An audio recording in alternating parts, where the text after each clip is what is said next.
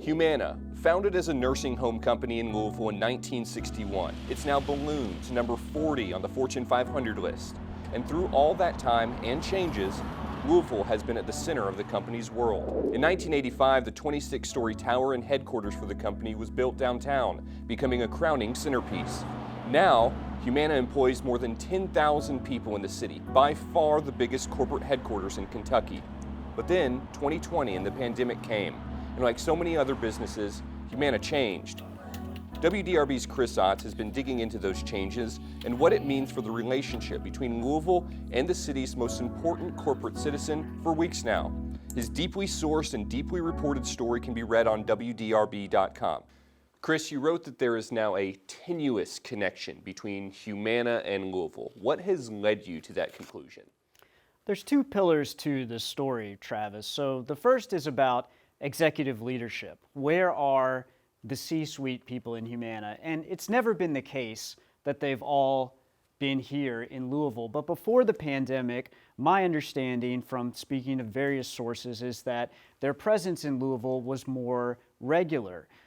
Today, that's not necessarily the case. Additionally, they've opened a new office in the DC area, which is very important for them with their biggest customer, the federal government. And it's not clear whether the CEO even has a home here in Louisville anymore. So that's one plank to the story.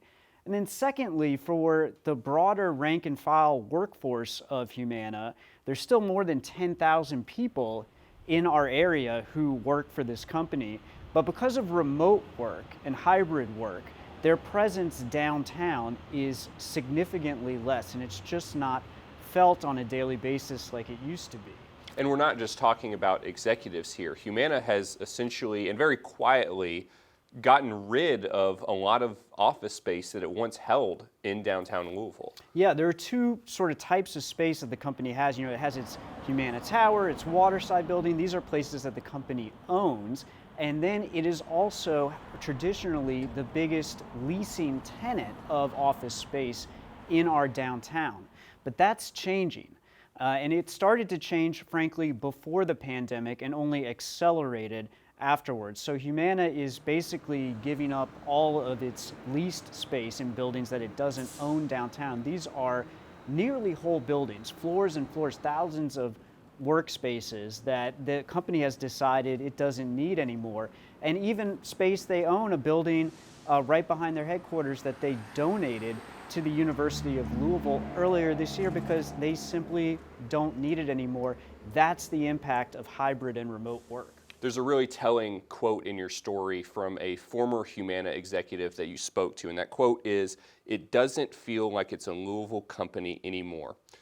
So with that in mind, what does the future of Humana and Louisville look like moving forward?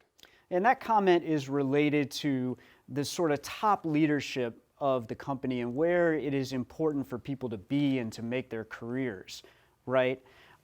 Louisville has always been sort of the center of Humana's universe, and the question is, does that remain the case in the future? We know the company is going through a really big reorganization right now. It's under pressure from Wall Street to get its growth back up in its key business, and it's also sort of flattening and simplifying the organization, and that's led to a lot of various departures at all levels of the company.